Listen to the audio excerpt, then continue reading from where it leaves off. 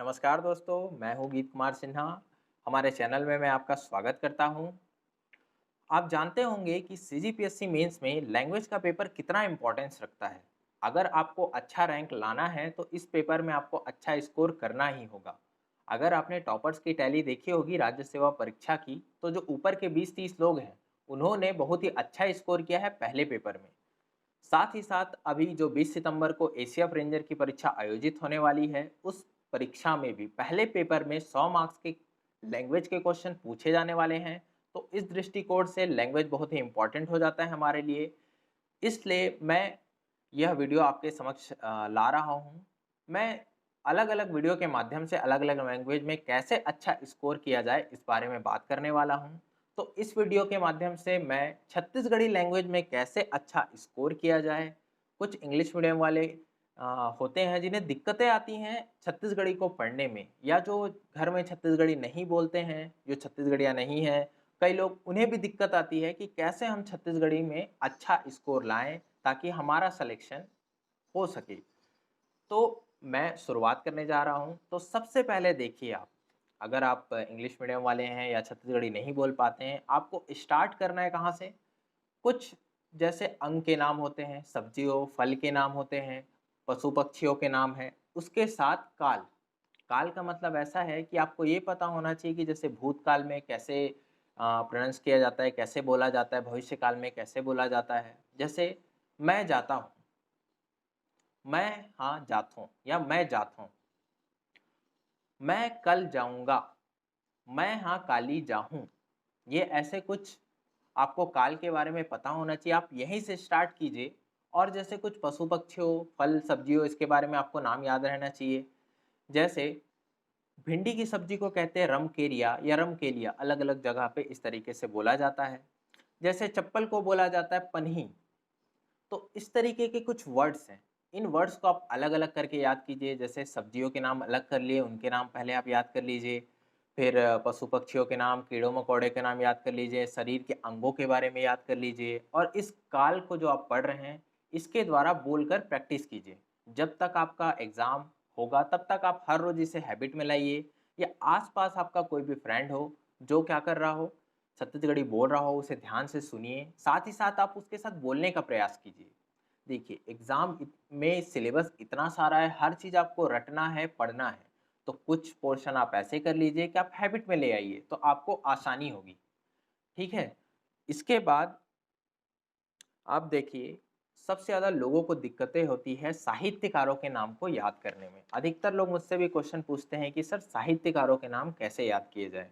जैसे वनडे भी जो एग्ज़ाम होते हैं उनमें साहित्यकारों के नाम कंपल्सरी, कोई भी एग्ज़ाम हो पीएससी का उसमें पूछा जाएगा ही। साथ ही साथ मेंस में जो छत्तीसगढ़ी और हिंदी का पोर्शन है, इसे मिलाकर लगभग 15 नंबर के क्वेश्चन आपको साहित्यकार से रिलेटेड ही आ जाते हैं। तो ये पोर्शन को आप छोड़ नहीं सकते। तो मैं आज बताता हूँ आपको कि कैसे आप साहित्यकारों के नाम को याद रख सकते हैं। तो देखिए, कुछ साहित्यकार हैं, जैसे श्यामलाल चतुर्वेदी जी की रचनाएं हैं राम वनवास, पर्रा भरलाई, ओकर अगोरा माँ, भोलवा भोला राम बनीस, अब आइस बादर करिया, सतवंतिन सुकुंवारी। तो इसे आप डायरेक्ट ऐसे पढ़ते रहेंगे तो आपको याद नहीं होगा। इसको कैसे याद रखेंगे? जैसे श्यामलाल है, श्यामलाल ने क्या किया, राम को क्या कर दिया, वनवास भेज दिया। तो राम वनवास हो गया। अब राम भगवान वनवास तो गए, तो वापस तो आएंगे ही। तो वहाँ के लोग क्या हैं, अयोध्या में रहते हैं 2 लोग, एक तो भोलवा और सतवंती सुकुंवारी। ये क्या कर रहे हैं, पर्रा भरलाई लेकर खड़े हैं। कहाँ, उनके अगोरा में, उनके इंतजार में। तो जब उनके इंतजार में खड़े हैं तो उसी टाइम कौन सा, अब आइस बादर करिया, यानी काला बादल आ गया है। ठीक है? तो इस तरीके से हो गया। एक एग्जांपल मैं आपको और देता हूँ।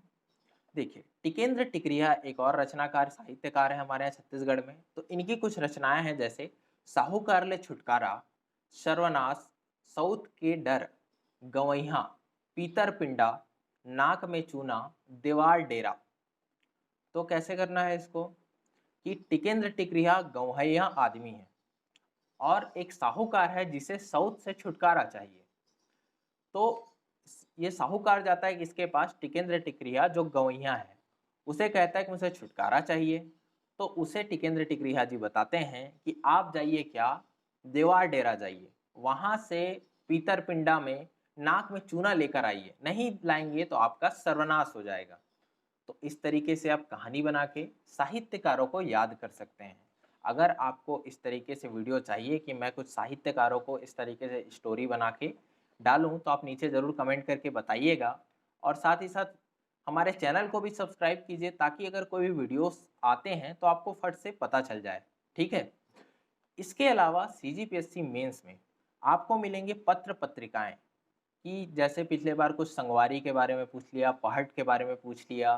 ठीक है, तो इस तरीके से कुछ पत्रिकाएं आती हैं, तो उनके बारे में पूछता है। उसके अलावा जो पेपर है, जैसे नई दुनिया में हर रोज़ एक जो हफ्ते के एक दिन, जैसे नई दुनिया, दैनिक भास्कर में छत्तीसगढ़ को समर्पित एक पेज होता है, उसके बारे में भी आप जानिए। हर रोज़ देखिए कौन कौन से आ रहे हैं। वैसे ही फिल्मों के बारे में आपसे पूछा जाएगा, कौन सा पहला फीचर फिल्म था, यहाँ पर कौन सी फिल्मों ने एक नाम कमाया, कौन डायरेक्टर हैं, फेमस के कुछ एक्टर्स के बारे में आपसे पूछे जा सकते हैं। इसके अलावा कुछ फेवरेट क्वेश्चन है पीएससी के, सीजीपीएससी मेंस में, जैसे माई कोठी योजना क्या है, बिजहा कार्यक्रम क्या है। तो मैंने अपने पहले वीडियो में जो मैंने मेंस के बुक के बारे में बताया है, उसमें मैंने विनोद कुमार वर्मा की बुक बताई है, जो कि बेस्ट बुक है। आप जितना भी सिलेबस देख रहे हैं सीजीपीएससी मेंस का, पूरा एज इट इज़ है। ठीक है, तो आपको कोई भी चीज़ बाहर से करने की ज़रूरत नहीं पड़ेगी, उसमें सभी चीज़ आपको लाइन से दिया हुआ है। ठीक है। इसके अलावा अगर व्याकरण की बात करें, तो इसको मैं आपको हिंदी वाले पोर्शन में बताऊंगा। सेम ऐसा ही होता है, संज्ञा, सर्वनाम, संधि, समास, लिंग, वचन, इन सब के बारे में थोड़ा सा ही डिफरेंस होता है। इसको मैं हिंदी वाले पोर्शन में आपको बताऊंगा कि कैसे कवर करना है। और अगर बात किया जाए, एक और पोर्शन होता है इसमें छत्तीसगढ़ी में, कि जनौला, मुहावरे, लोकोक्ति। अब देखिए, जनौला, मुहावरा, लोकोक्ति ऐसे हैं, जब तक आपको छत्तीसगढ़ी के वर्ड नहीं आएंगे ना, तब तक आप बना नहीं पाएंगे इसे, और ये भी प्रैक्टिस से ही आएगा। तो जैसे ही मैंने आपको बोला कि उन वर्ड्स को प्रैक्टिस कीजिए, वर्ड्स को जानिए, फिर जनौला को जानिए, बार बार अपने अपने हैबिट में लाइए। आप लगातार, आप जिस दिन शुरुआत कर रहे हैं मेंस के पेपर तक, लगातार पढ़िए। उसी तरीके से एशिया प्रेंजर में भी आप यही फॉर्मूला अगर अपनाएंगे, अगर आप नहीं भी बोलते हैं छत्तीसगढ़ी, इंग्लिश मीडियम वाले, तो भी आप इस तरीके से याद कर पाएंगे। ठीक है। अगर आपको कुछ और भी जानना हो छत्तीसगढ़ी लैंग्वेज में, कि कौन सी कोई एक टॉपिक है तो उसे कैसे पढ़ा जाए, तो आप बिल्कुल मुझे बताइएगा, नीचे कमेंट करिए, मुझे मैसेज कीजिएगा।